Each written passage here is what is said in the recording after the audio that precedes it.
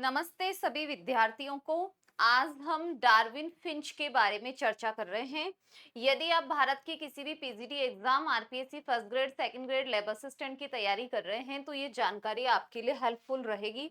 देखो, डार्विन ने HMS beagle नामक जहाज से 5 साल तक गैलोपेगोस द्वीप की यात्रा की थी। ये दक्षिण अमेरिका के पास गैलोपेगोस आइसलैंड है। इस पर 22 आइसलैंड है टोटल, जिसमें से 14 बड़े और 8 छोटे थे। यहाँ पर डार्विन ने छोटी काली चिड़ियाएं देखी थी, स्मॉल ब्लैक बीक फिंचेस।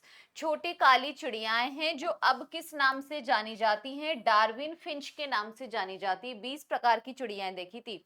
ये चिड़ियाएं जो फेमस थी ना, एक तो इनकी स्मॉल ब्लैक बीक, छोटी काली चोंच, और कंटोर पैटर्न ऑफ फीदर्स, इनके डिफरेंट कलर के पंख थे, अलग अलग कलर के पंखों की वजह से।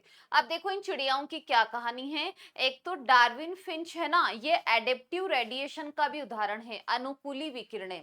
तो अनुकूली विकिरणों का मतलब क्या है?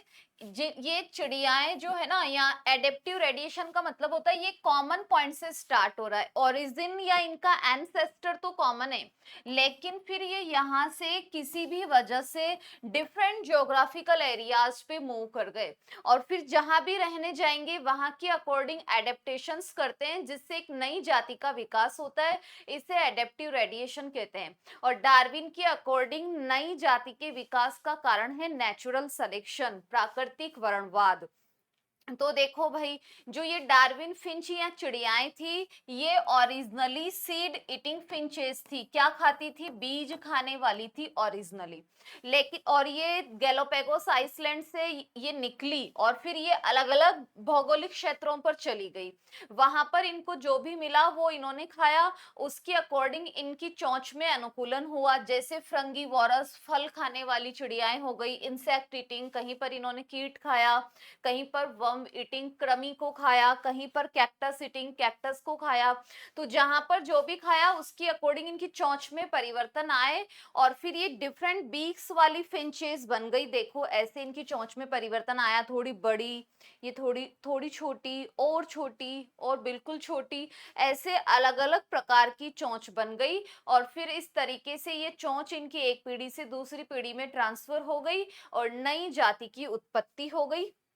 तो देखो ये और ये एग्जाम में क्वेश्चन पूछते हैं, डार्विन फिंचेस ओरिजिनली कैसी थी? तो ये सीड ईटिंग फिंचेस थी, पहले बीज भक्षी थी। इसके बाद में किसी ने पत्तियों को खाया, किसी ने इंसेक्ट्स को खाया, किसी ने गर्ब्स को, किसी ने फलों को, किसी ने कैक्टस को खाया। और उससे देखो किसमें परिवर्तन आया, इनकी चोंच में परिवर्तन आया, और इस प्रकार से एक नई जाति की उत्पत्ति हो गई। तो Darwin finches and Australian marsupials adaptive radiation का भी उदाहरण है। अनुकूली विकिरणें, एडेप्टिव रेडिएशंस क्या होती हैं? ये कॉमन पॉइंट से स्टार्ट होती हैं and radiating to different geographical areas, और फिर वहां पर एडेप्टेशंस करती हैं, जिससे एक नई जाति की उत्पत्ति हो जाती है। Thank you. इसी प्रकार की रोचक जानकारियों के लिए चैनल को सब्सक्राइब करें, और पारुल आडवाणी साइंस एप्लीकेशन को डाउनलोड करो। इस एप्लीकेशन पर आपको ऑल इंडिया पीजीटी एग्जाम्स के theory course plus test series, RPSC first grade, second grade biology के कंप्लीट कोर्स मिल जाएंगे। Thank you.